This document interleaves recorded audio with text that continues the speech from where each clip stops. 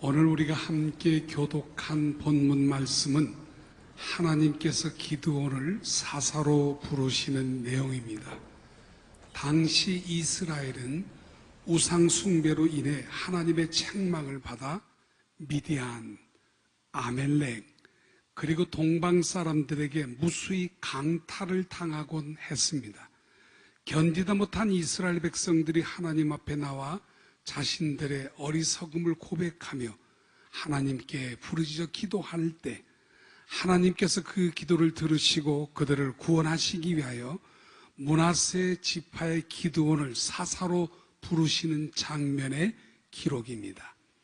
이때 기드온은요, 미디안 사람들에게 농사 지은 것을 빼앗길까봐 몰래 숨어서 포도주 틀에서 밀을 타작하고 있었습니다. 그러니까 바람이 조금만 세게 불어 나뭇가지만 흔들려도 혹시 미디안 군대가 쳐들어와서 다 빼앗아 가는 것이 아닌가 하고 불안해하고 있을 때 하나님의 사자가 기드온에게 접근한 겁니다. 그리고 이렇게 말씀하셨습니다. 사사기 6장 12절에 보니까 큰 용사여 여호와께서 너와 함께 계시도다. 기드온아 이렇게 부르지 않고 큰 용사여 여호와께서 너와 함께 계시도다 말씀하셨습니다. 그러나 여러분 사실 이 호칭은 미디안 사람들 두려하여 숨어서 타작을 하고 있던 기드온에게는 어울리지 않는 호칭입니다. 그는 사실 큰 용사가 아니라 겁장이 혹은 비겁자, 이 말이 더 어울릴 사람입니다. 그럼에도 불구하고 하나님의 사자가 그를 큰 용사라고 이처럼 불렀던 이유는 하나님께서 그를 큰 용사가 되게 하시기로 결정하셨기 때문입니다. 여러분 이것이 무엇을 의미합니까? 인간의 가치를 결정하시는 이는 오직 하나님이시다 이 말씀입니다. 이는 인간의 여러분 가치는 타고난 운명이나 자기 스스로 노력에 의해 결정되는 것이 아닙니다. 아무리 좋은 집에서 태어나고 또 많은 재능을 가졌을 뿐만 아니라 성실한 사람이라 해도 하나님께서 그를 하찮게 하시면 하찮은 존재가 될 수밖에 없습니다. 반면 여러분 아무리 하찮은 사람이라 할지라도 하나님께서 그를 높여 존귀하게 하시면 존귀하게 되는 줄로 믿습니다. 요셉을 기억하시죠? 그는 형들에 의해 팔려간 애굽 땅에서 가장 낮고 천한 신분의 노예였고 또 모함을 받아 죄수가 되었습니다. 그런 그였기 때문에 아무리 인간적인 노력을 다한다 할지라도 그 신분에서 벗어나 존귀한 자가 되는 길은 전혀 없었습니다. 하지만 여러분 하나님께서 그를 높여 존귀하게 하시니까 그는 단지 애굽에서 뿐만 아니라 당시 모든 근동 지방에서 가장 영향력 있는 정치적 인물로 성장하게 됩니다. 반면 여러분 바벨론 왕 느부갓네살 왕은요 어떠합니까? 그는 대제국 바벨론의 왕으로서 그 누구보다도 높은 지위와 권세를 가졌던 아주 존귀한 자였지만 하나님께서 이런 느부갓네살을 낮추시니까 그가 사람들에게 쫓겨나 들짐승들과 함께 들에 거하며 풀을 뜯어먹는 참으로 비참한 신세로 전락하게 되는 것을 볼 수 있습니다. 이처럼 여러분 당시 기드온은 비겁하기 짝이 없는 그런 겁장이었지만 하나님께서 그가 큰 용사가 되도록 인도하신 겁니다. 그러자 여러분 기드온이 하나님의 사자에게 이렇게 말합니다. 사사기 6장 13절이에요. 기드온이 그에게 대답하되 오 나의 주여 여호와께서 우리와 함께 계시면 어찌하여 이 모든 일이 우리에게 일어났나이까? 또 우리 조상들이 일찍이 우리에게 이르기를 여호와께서 우리를 애굽에서 올라오게 하신 것이 아니냐 한 그 모든 이적이 어디 있나이까? 이제 여호와께서 우리를 버리사 미디안의 손에서 우리를 넘겨주셨나이다 하니 기록합니다. 여러분 무슨 말입니까? 주여 하나님께서 우리와 함께 하신다는 증거가 어디 있습니까? 하나님께서 우리와 함께 하시는데 왜 우리가 이렇게 짓밟히고 약탈당해야만 하는 겁니까? 우리 조상들이 하나님의 기적으로 우리를 애굽에서 하나님이 구원해 주셨다고 말씀하셨는데 그런 하나님의 기적과 이적이 도대체 어디 있습니까? 하나님께서 우리 민족을 버리셔서 우리를 미디안 손에 던져 넣으셨는데 어찌 하나님께서 우리와 함께 하신다고 그렇게 말씀하십니까? 이 말입니다. 하나님 앞에 원망 섞인 불평을 털어놓습니다. 그러자 여호와께서 그 즉시 말씀하셨습니다. 14절 말씀은 여러분이 읽어주시길 바랍니다. 사사기 6장 14절입니다. 시작.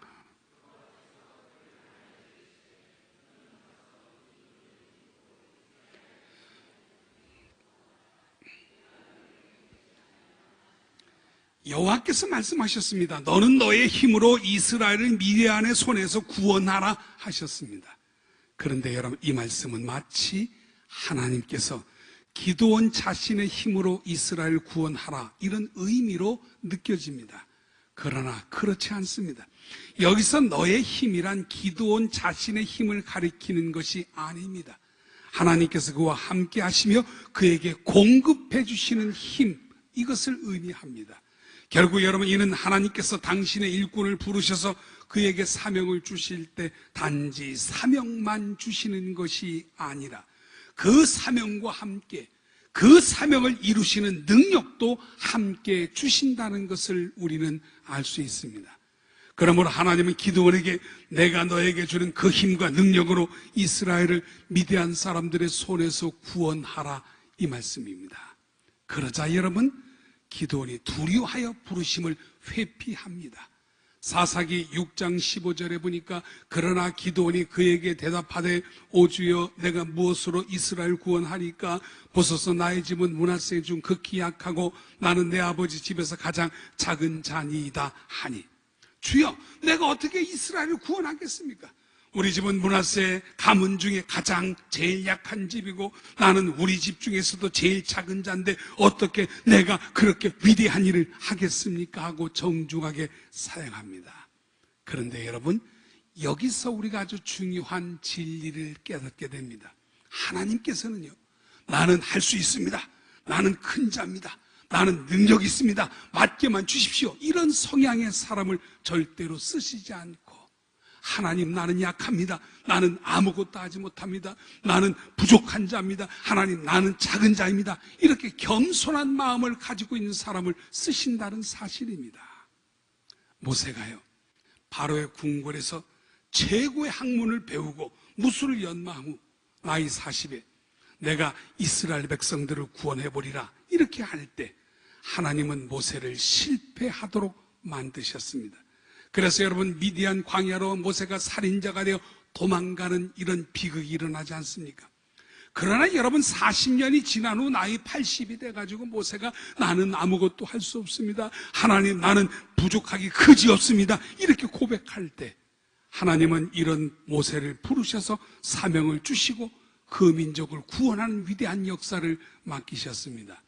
그러므로 여러분들이 주님의 쓰임 받는 복된 사람이 되려면 겸손한 자세를 먼저 가져야 합니다. 이렇게 여러분 할 수 없다고 기드온이 겸손하게 엎드릴 때 하나님이 뭐라고 그럽니까? 16절 말씀이에요. 여호와께서 그에게 이르시되 내가 반드시 너와 함께 하리니, 할렐루야, 내가 너와 함께 하겠다고 말씀하셨어요. 그래서 내가 미디안 한 사람을 치듯 그들을 치리라, 이런 말씀을 해주시는 거예요. 이런 말씀을 들을 때 그는 사명감을 느낍니다. 과거 하나님께서 우리가 그동안 여러 번 반복해 살펴봤지만 여선자 드보라와 바락 장군을 쓰셔가지고 가나안 야빈과 시스라 장군에게 이스라엘 백성들을 구원한 것처럼 드보라처럼 하나님이 나를 쓰시려고 하시는구나 라고 하는 사명감을 기드온이 느낍니다. 그러니까 여러분, 기드온이 이제 이 말씀을 듣고 자기가 이스라엘의 지도자가 될 것을 은근히 알게 되었다, 그런 말입니다. 그러다 보니 걱정이 생깁니다.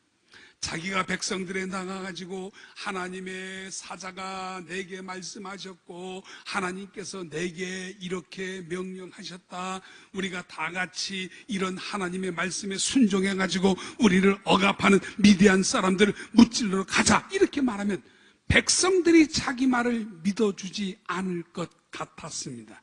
그래서 기드온은 표징을 원합니다. 하나님이 맡기셨다는 증거가 그에게 필요했습니다. 사사기 6장 17절 말씀에 기드온이 그에게 대답하되 만일 내가 주께 은혜를 얻어 싸우면 나와 말씀하신 이가 주 되시는 표징을 내게 보이소서. 주여, 주께서 나에게 사명을 맡겼다는 증거를 나에게 주십시오, 이 말입니다. 그런데 여러분, 여기서 표징이라고 하는 말은 히브리 말로 오트라는 단어를 쓰는데, 이는 밖으로 드러난 표시 혹은 증거를 말합니다. 그러니까 누구든지 하나님이 저 사람을 보냈구나, 하나님이 미디안을 무찌르라고 기드온을 세웠구나, 이렇게 믿을 수 있는 증거를 달라고 기드온이 요구합니다. 그런데 여러분, 출애굽기 3장 4장에 보면 모세도 하나님께 표징을 원했습니다. 모세가 호렙산에서 양을 치다가 보니까 저 멀리 나무가 있는데 불이 붙었는데 나무는 타지 않고 불길만 타오른 모습을 보고 가까이 가보았습니다. 그 순간 소리가 들리죠. 모세야, 모세야, 이리로 가까이 하지 말라. 내가 선 곳은 거룩한 곳이니 내 발에서 신을 벗어라 하셨습니다. 그래서 모세가 신을 벗고 덜덜 떨고 있는데, 나는 네 조상 아브라함의 하나님, 이삭의 하나님, 야곱의 하나님이다. 내가 너를 통하여 애굽에 있는 네 백성을 구원하고자 하니 너는 지금 바로에게 가서 내 백성을 출애굽하도록 하라고 이야기하도록 하라. 이렇게 청천벽력 같은 하나님의 부르심을 받습니다. 이때 당황한 모세가 여러분 하나님께 뭐라고 말합니까? 하나님, 그들이 나를 믿지 않을 것이며 내 말을 듣지도 아니하고 하나님께서 내게 나타나지 않았다, 이렇게 말할 것이 분명합니다. 그러니 하나님께서 내게 나타나셨다는, 그래서 사명을 주셨다는 표징을 저에게 주시기를 바랍니다, 이렇게 요구합니다. 그러자 하나님께서 말씀하셨습니다. 모세야, 내 손에 들고 있는 게 뭐냐? 지팡이입니다. 그래, 그럼 지팡이를 땅에 던지라. 던졌더니 지팡이가 뱀이 되었습니다. 손을 내밀어 그 꼬리를 잡아라. 잡으니 다시 지팡이가 되었습니다. 그리고 또 다시 말씀하셨습니다. 네 손을 품에 넣어라. 품에 넣었다가 내어보니 문둥이가 되었습니다. 다시 손을 품에 넣어라. 말씀에 순종하여 다시 품에 넣었더니 깨끗하게 치료되었습니다. 하나님께서 모세에게 자신이 하나님이심을 이런 이적과 표징으로 보여주셨습니다. 그래서 여러분, 모세는 그 표징을 들고 자기 백성들 향해 담대하게 외쳤던 것입니다. 그러므로 여러분, 표징을 구하는 것은 나쁜 것이 아닙니다. 그렇지 않습니까? 하나님의 사자가 자기에게 나타나 사명을 주셨는데 그 하나님의 사자, 그 영이 정말로 하나님에게 속했는가 아닌가 확인하는 것은 너무나도 중요합니다. 의심하는 것과 사실 확인하는 것은 여러분 다르지 않습니까? 요한일서 4장 1절에 보니까 사랑하는 자들아, 영을 다 믿지 말고 오직 영들이 하나님께 속하였나 분별하라. 많은 거짓 선지자가 세상에 나왔음이라 했습니다. 여러분, 세상에는 많은 거짓 선지자들이 있기 때문에 그 영이 정말 하나님의 영, 하나님께 속한 영인지 분별하는 것은 중요합니다. 그래서 기드온이 하나님의 사자에게 표징을 보여달라고 요구했습니다. 그러면서 기드온이 이렇게 말합니다. 사사기 6장 18절 19절입니다. 자, 여러분들이 한번, 두 절이에요. 18절과 19절. 두 절 여러분이 한번 읽어주십시오. 시작.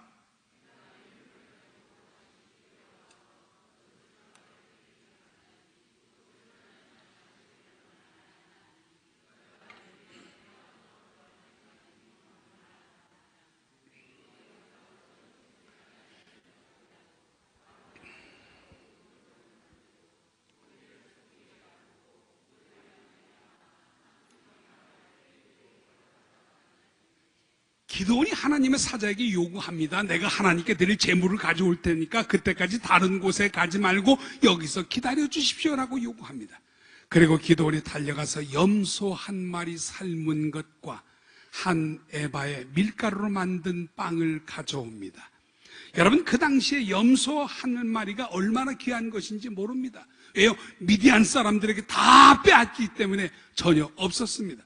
그런데 도대체 어디에 숨겨두었는지 말이죠. 그 한 마리 염소를 가지고 나온 거예요.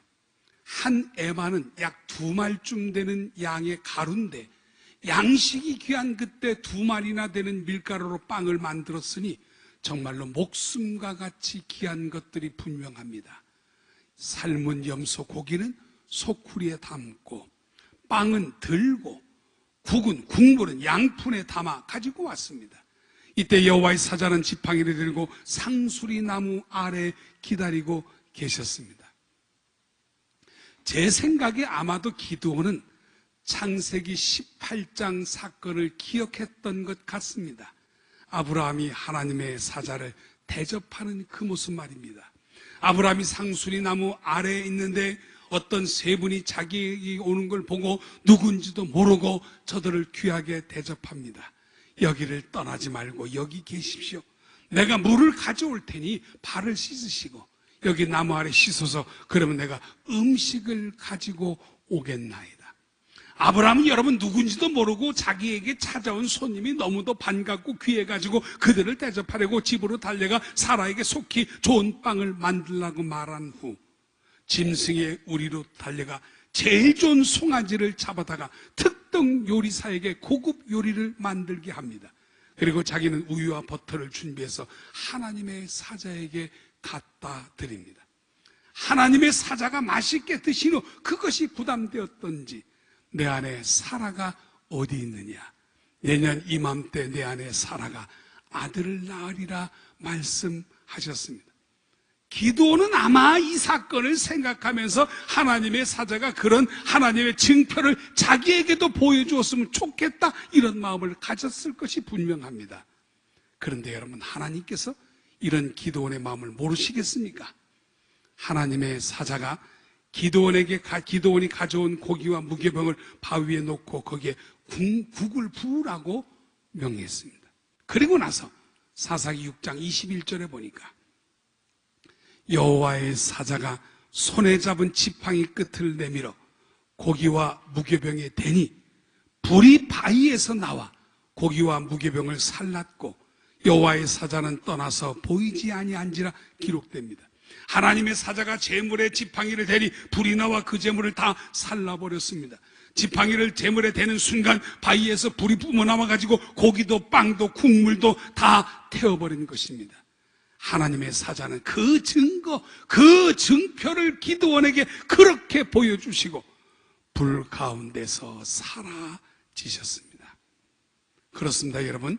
하나님께서는 필요하시면 르비딤 반석에서 생수가 뿜어 나오게 하시고 필요하시면 불도 뿜어 나오게 하시는 거예요.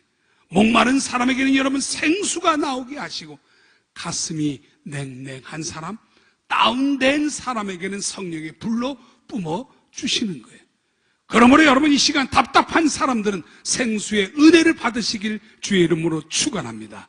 또한 얼음장같이 냉랭한 사람은 불의 은혜를 받으시기를 주의 이름으로 축원합니다. 그런데 여러분 그 당시에는요 하나님의 사자를 직접 눈으로 보면 죽는 흐름이었습니다. 모세도 여러분 하나님의 얼굴을 보지 못하지 않았습니까? 하나님께서 모세를 사랑하시지만 늘 숨어서 말씀하셨고 얼굴을 그에게 나타내지 않으셨습니다. 한 번은 모세가 하나님께 말합니다. 하나님, 하나님의 영광을 보여주기를 원하나이다. 사랑하는 사람의 얼굴은 여러분 보고 싶지 않습니까? 한 번 보고 두 번 봐도 자꾸 보고 싶은 것이 사랑하는 사람의 얼굴입니다. 봐도 또 보고 싶은 거 사랑하는 사람의 모습입니다. 모세도 하나님의 얼굴이 보고 싶었던 거예요. 그러나 하나님께서 출애굽기 33장에 보니까 이렇게 말씀하십니다. 모세야, 네가 내 얼굴을 보면 너는 죽어. 내 얼굴을 보고 어떻게 살겠니? 그러니 너는 바위 틈에 숨어 있어라. 그러면 내가 그 위에 지나갈게. 내가 지나갈 때 내가 너를 덮었다가 뗄 것이니까 내가 내 얼굴을 보지 못하고 내 등만이라도 그때 봐라. 이렇게 말씀합니다. 그래서 모세가 바위 틈에 숨어 있을 때 여호와의 영광이 그 위를 덮어 지나갑니다. 그래서 여러분 모세는 살짝 하나님의 등의 모습을 보게 됩니다. 그런데 여러분 하나님의 영광스러운 본체를 보면 죽지만 하나님께서 사람의 모습으로 나타난 것을 보는 것은 괜찮습니다. 예수님께서는 하나님이시지만 사람의 몸을 입고 오셨기 때문에 예수님을 본 사람이 죽지 않고 구원받고 은혜를 받았습니다. 창세기 32장에 보면 하나님께서 야곱에게 야복강가에서 나타나셨는데 사람의 모습으로 나타나셔서 야곱과 씨름을 하셨습니다. 그런데 이때 하나님이 야곱과 씨름하시다가 야곱에게 져 주십니다. 원래 여러분 아버지와 어른 아들이 씨름을 하면 누가 이깁니까? 아버지가 이기는 것이 당연하죠. 그런데 아들이 이기는 경우가 있습니다. 어떤 경우입니까? 아버지가 일부러 져줄 때는 아들이 이기는 겁니다. 그런데 여러분 하나님께서도 우리의 아버지시기 때문에 일부러 져 주시는 거예요. 하나님께서 야곱과 씨름하시다가 일부러 야곱에게 져 주셨습니다. 그러므로 여러분 우리가 하나님을 붙들고 씨름하면 하나님이 우리에게 져 주실 때가 너무나도 많습니다. 기도는 하나님과 씨름하는 거예요. 그러므로 여러분 끝까지 기도하면 하나님께서 내가 졌다, 자 받으라 하시고 응답하시는 것을 여러분 믿으시기를 바랍니다. 그러므로 여러분 우리가 끝까지 붙지 않아서 승리하지 못하는 겁니다. 지독한 사람이 이기는 건데 우리가 하나님을 붙들고 끝까지 지독하게 매달리지 않기 때문에, 끈질기게 매달리지 않기 때문에 우리가 승리하지 못하는 것입니다. 끝까지 매달려 기도하면 좋으신 하나님이기 때문에 사랑하는 아들에게 져 주시는 줄로 믿습니다. 이처럼 여러분 여호와 하나님께서는 야곱에게 씨름 선수로 나타나셔서 야곱과 같이 씨름을 하셨지만 야곱이 죽지 않았습니다. 왜냐하면 하나님이 사람의 모습으로 오셨기 때문에 그렇습니다. 그래서 여러분 야곱이 그곳 이름을 브니엘이라고 했습니다. 브니엘 무슨 말이죠? 내가 하나님의 얼굴을 보았다.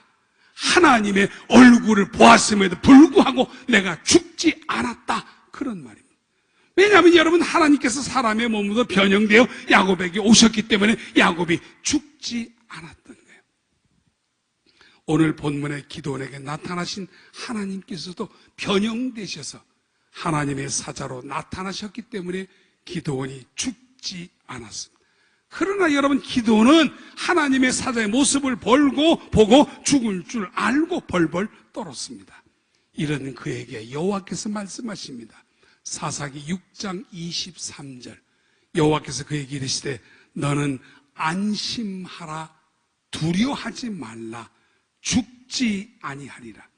안심하라 두려워하지 말라 말씀하는 순간에 하나님의 말씀은 그대로 효력을 발휘하기 때문에 불안하고 죽을 것 같은 기도원의 가슴 속에 신비로운 평화가 가득 차게 되었습니다. 그래서 여러분 기도원이 이렇게 고백합니다. 사사기 6장 24절 말씀에 자 여러분이 한번 읽어주시길 바랍니다. 24절입니다. 시작.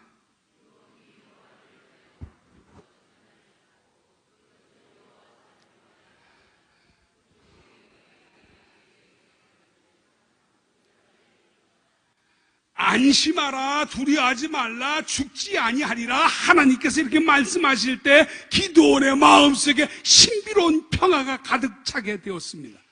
그래서 그는 기뻐하며 노래하며 단을 쌓고 그것을 여호와 살롬 이렇게 말했습니다. 여호와 살롬이란 여러분 주님은 나의 평화이시다 이런 뜻입니다. 여호와 하나님을 대면해 보았지만 내가 죽지 않고 오히려 여호와 하나님이 주시는 평화가 사명받은 자기 자신에게 넘쳐났다는 고백이 바로 여호와 살롬입니다. 여러분 이 사실을 통해 우리가 알 수 있는 것은요 하나님은 우리에게 평화를 주시는 분인 줄로 믿습니다. 여호와 살롬 하나님이 우리에게 평안을 허락해 주시는 거예요. 여러분 오늘 본문의 핵심이 바로 이겁니다. 하나님은 나의 평화, 나의 평강이시다. 할렐루야. 이것이 바로 여호와 살롬입니다.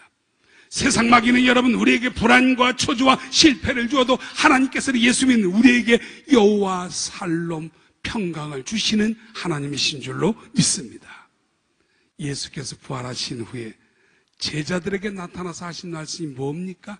너희에게 평강이 있을지어다. 할렐루야.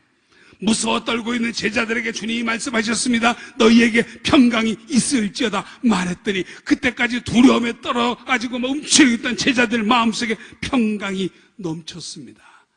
그래서 부활하신 예수님을 본 제자들은 기뻐했습니다. 요한복음 1장 1절에 보니까 태초에 말씀이 계시니라, 이 말씀이 곧 하나님이시라고 했습니다. 이 말씀이 우리를 구원하려고 육신의 몸을 입고 이 땅에 오셔서 대속의 십자가를 지셨습니다. 그러므로 여러분 누구든지 이 말씀이신 예수를 믿으면 구원받을 뿐만 아니라 영육 간에 평안이 넘치는 줄로 믿습니다. 그러므로 여러분 말씀은 평안입니다. 따라서 말씀을 통하여 예수 그리스도를 통하여 평안을 누리는 여러분 되시기를 주의 이름으로 축원합니다. 전 세계 모든 호텔 객실에는 성경이 다 비치되어져 있습니다. 불경이 비치되어 있는 호텔은 우리나라에만 몇 군데 있을 것 같습니다. 그렇다면 여러분 어떻게 해서 전 세계 호텔들마다 이렇게 성경이 비치되어져 있는가? 도대체 누가 이 호텔들마다 성경을 갖다 두었는가 하는 거예요. 어떤 분이 사업을 하다가 너무 어려워 부도가 날 형편이 되자 밤에 잠이 오지 않았습니다.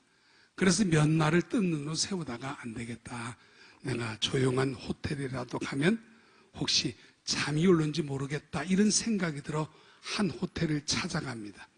그러나 호텔에 들어가도 역시 잠이 오지 않아 이리 뒤척 저리 뒤척이며 깊은 고민을 하고 있습니다.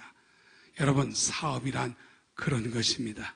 사업이 얼마나 힘든지 모릅니다.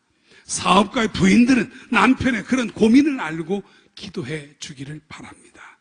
남편을 잘 받들어주고 남편에게 힘을 주는 그런 아내가 되시길 주의 이름으로 축원합니다. 어쨌든 여러분 이 사람이 호텔에 들어가서 뒤척이다가 한쪽 구석에 있는 성경을 발견합니다. 그 성경을 펴서 읽는데 하필은 그 말씀이 요한복음 14장 1절 말씀이었어요. 너희는 마음에 근심하지 말라. 하나님을 믿으니 또 나를 믿으라. 할렐루야. 이 말씀을 읽는데 신비롭게도 갑자기 마음이 편해졌습니다. 엄마의 품에 안겨 젖을 먹는 아이처럼 편안해졌습니다. 이 성경 구절 너무나도 위로가 되는구나. 이 성경 읽었더니 내 마음속에 평안이 넘쳐. 그래서 그 밤에 그 말씀 때문에 편안하게 잠을 잘 수 있었습니다. 다음날 사업장으로 돌아온 그는 편안한 마음으로 사업에 임했는데 이상하게도 얽혀져 있던 그 문제들이 잘 풀려갑니다. 막혀있던 모든 것들이 풀어지더니 곧 정상궤대에 올랐습니다. 그때부터 그는 성경의 위대함을 깨닫고 기드온 협회를 조직하여 전 세계 호텔에 자기처럼 근심하는 이들에게 평안을 얻게 해주려고 성경을 만들어 비치하는 운동을 전개한 거예요. 그러니까 기드온 협회가 성경을 만들어 보급하고 있는 거예요. 그래서 여러분 전 세계 모든 호텔에는 기드온 협회가 만들어진 성경이 비치되어 있습니다. 그런데 여러분 사실 마귀의 말은 불안합니다. 그 결과도 불안합니다.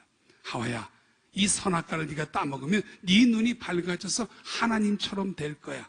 이 말을 들었을 때 하와는 불안했을 겁니다. 뿐만 아니라 따먹고 나서는 더 불안해서 숨어야만 했던 아담과 하와입니다.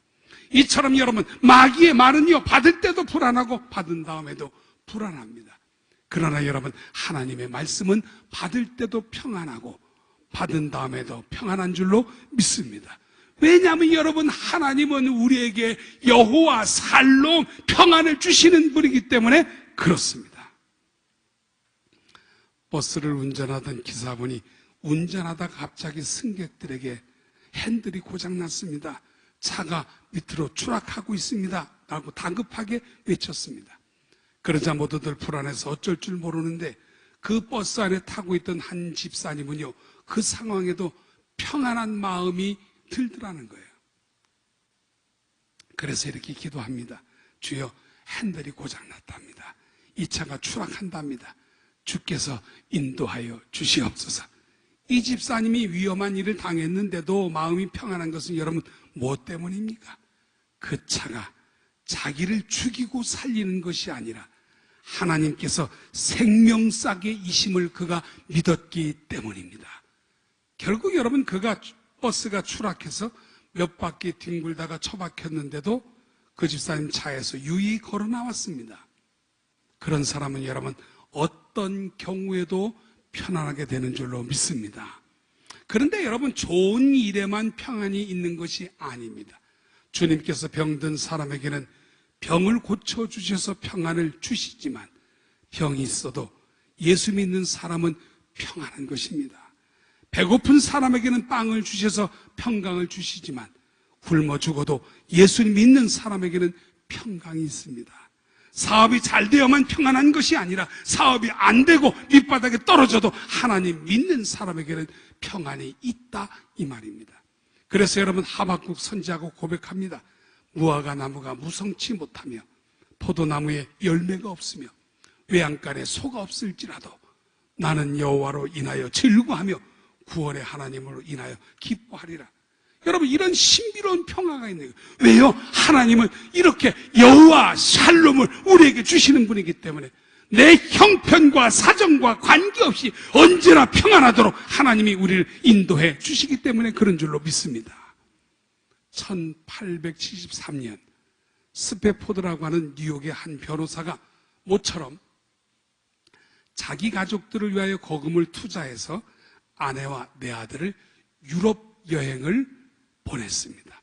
그래서 변호사 혼자만 집에 남아있고 가족 모두가 큰 유람선을 타고 유럽 여행을 출발했는데 안개가 자욱한 지역을 항해하다가 마주오던 다른 배와 충돌해가지고 266명 모두 물에 빠지게 되었습니다. 배가 기울어져서 침몰할 때 그 아내와 네 아이가 모여서 하나님께 감사 기도를 드렸답니다. 우리가 이렇게 물에 빠져 죽게 되었지만 예수님을 믿어서 구원받았으니 너무나도 감사합니다. 결국 여러분, 온 가족이 물에 빠졌는데 아내만 구조되고 네 아이는 모두 물속에서 사라졌습니다. 남편에게 아내가 전보를 보냈습니다. 여보, 나만 남고 아이들은 먼저 갔어요. 슬픈 일이 아닐 수 없습니다. 그런데 설상가상으로 뉴욕에 있는 그의 집이 뉴욕 대화재 때 이 집이 다 타버리고 말았습니다. 아이들 4명이 다 죽고 재산도 다 잃어버리고 이제 부부만 남은 것입니다. 여러분, 세상에 이런 일이 있을 수 있는 겁니까? 그래서 주여, 어찌 이런 일이 있습니까? 기도를 드리는데 강 같은 평화가 그에게 솟아나더래요.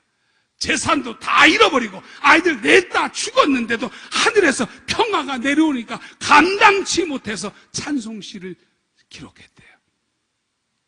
그래서 만들어진 찬송입니다. 내 평생에 가는 길 순탄하여